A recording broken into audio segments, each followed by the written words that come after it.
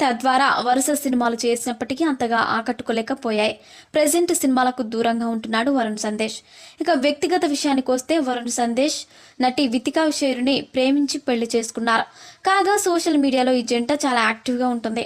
ముఖ్యంగా వితికా మాత్రం తనకు సంబంధించిన ప్రతి ఒక్క అప్డేట్ని తన ఫ్యాన్స్తో పంచుకుంటూ ఉంటుంది. అయితే వీరిద్దరికి పెళ్లి జరిగి చాలా కాలం అవుతున్నప్పటికీ ఇప్పటి వరకు సంతానం లేదు. ఈ విషయంపై చాలా వార్తలు చక్కర్లు కొట్టగా తాజాగా సోషల్ మీడియా వేదికగా తమ పిల్లల విషయం గురించి స్పందించారు ఇద్దరు. పెళ్లి జరిగి దాదాపు 6-7 సంవత్సరాలు అవుతుంది. పిల్లల గురించి తరచూ మాకు అందరి నుంచి ప్రశ్నలు ఎదురవుతున్నాయి. మేము పిల్లల గురించి ఏ విధమైనటువంటి ప్లాన్ చేయలేదు. కానీ 2018వ సంవత్సరంలో నేను ప్రెగ్నెంట్ అయ్యాను.